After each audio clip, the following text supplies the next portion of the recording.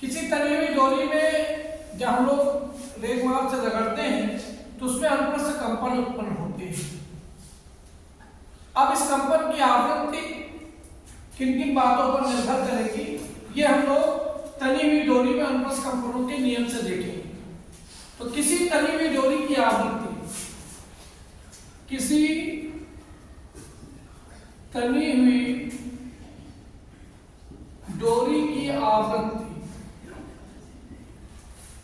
तनी हुई डोरी के कंपन की आवृत्ति, डोरी के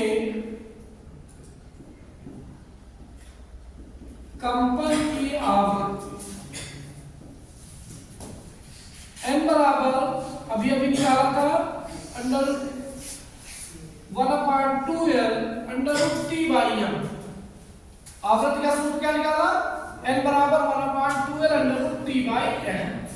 सबसे पहला है तनाव का नियम। नंबर 1 तनाव का नियम। आप देख रहे हो किसी तनी हुई डोरी के कंपनों की आवृत्ति तनाव पर निर्भर कर सकती है, लंबाई पर निर्भर कर सकती है, या एकांक लंबाई के द्रव्यमान पर। उस तार की आवृत्ति को, कंपन की आवृत्ति को तीन प्रकार से परिवर्तित कर सकते हैं। तो सबसे पहले हम तनाव का नियम देखेंगे। यदि हम तार की लंबाई व एकांक द्रव्यमान को नियत कर दें, तार की लंबाई व एकांक लंबाई के द्रव्यमान को नियत कर दें, तो यहाँ सीधे सीधे जब नियत हो जाएंगे दोनों राशियां परिवर्तित नहीं होगी, तो सीधे सीधे क्या आ जाएगा? n समानुपाती √T, n समानुपाती √T। यदि हम तनाव को बदलते जाएंगे तो हम देखेंगे आवृत्ति आपकी बदलती जाएगी। जैसे हम एग्जांपल लेते हैं सितार का या गिटार का। हम लोगों ने देखा है कि गिटार का तार जो है दो खूंटियों के बीच कसा रहता है, और हम लोग क्या करते हैं, उसके तनाव को लगातार परिवर्तित करके आवृत्तियां बदल सकते हैं। तो यहां से क्या निकला कि यदि हमारी लंबाई व एकांक लंबाई के तार का द्रव्यमान नियत हो तो तार का तनाव बढ़ने पर आवृत्ति क्या होती है? बढ़ जाती है। अगर हम यहाँ पर ग्राफ प्लॉट करें, हमने क्या किया, एक ग्राफ बना लिया, यहाँ पर हमने तनाव ले लिया, यहाँ पे हमने आवृत्ति ले ली, y अक्ष में आवृत्ति ले ली। तो हम देखते हैं कि तनाव जैसे जैसे बढ़ेगा आवृत्ति वैसे वैसे बढ़ेगी। लेकिन हम देखेंगे क्या, हमारा ग्राफ कुछ ऐसा है, यानी तनाव ज्यादा बढ़ रहा है, आवृत्ति उसके सापेक्ष में कम बढ़ रही है। कारण क्या है?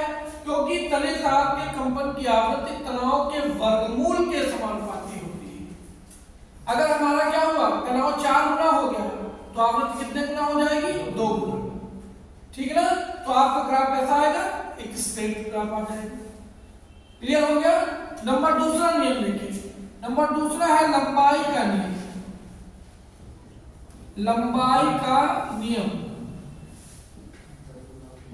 हम किसी तले हुए तार की आवृत्ति तनाव व एकांक लंबाई के द्रव्यमान को नियत करके लंबाई बढ़ा या घटा करके उसकी आवृत्ति को नियंत्रित कर सकते हैं या परिवर्तित कर सकते हैं। यदि हम यहाँ पर देखें तो सूत्र को देखते हैं तो यहाँ पर क्या आ रहा है, n समानुपाती 1/L, यानी किसी तार की कंपन की आवृत्ति तार की लंबाई के विक्रमानुपाती होती है। लंबाई जैसे जैसे बढ़ती जाएगी तार के कंपन की आवृत्ति वैसे वैसे क्या होती जाएगी? घटती जाएगी। अगर हम यहाँ पे दूसरा ग्राफ खींचे, दूसरा ग्राफ खींच रहे हैं, किसके लिए? हम ग्राफ खींच रहे हैं लंबाई और इसके लिए आवृत्ति के लिए। जब लंबाई कम है तो आवृत्ति ज्यादा है, और जैसे जैसे लंबाई बढ़ेगी आवृत्ति क्या होती जाएगी? घटती जाएगी। आपका ग्राफ ऐसा बनेगा, लंबाई बढ़ रही है, आवृत्ति आपकी घट रही है। तीसरा नियम आता है द्रव्यमान का नियम। द्रव्यमान का नियम, अगर हम सूत्र को देखें तो n समानुपाती 1/√m। यहाँ पर क्या निष्कर्ष निकल रहा है कि यदि हम एकांक लंबाई के तार के द्रव्यमान को बढ़ाएं, बाकी दोनों राशियां नियत कर, कौन कौन सी दोनों राशियां? तनाव बल और लंबाई। डोरी का तनाव बल और डोरी की लंबाई को नियत कर दे तो किसी तार के कंपन की आवृत्ति उसके एकांक लंबाई के द्रव्यमान के वर्गमूल के विक्रमानुपाती होती है। क्लियर हो गया? अगर हम इसके लिए ग्राफ प्लॉट कर दें तो इसके लिए हमारा तीसरा ग्राफ देखिए ऐसा है, इधर हमने ले लिया क्या, अंडर रूट m ले लिया, या m लोगे जैसे m ले लेते हैं, m ले लेते हैं, इधर आवृत्ति ले लेते हैं, तो आपका ग्राफ कुछ ऐसा है।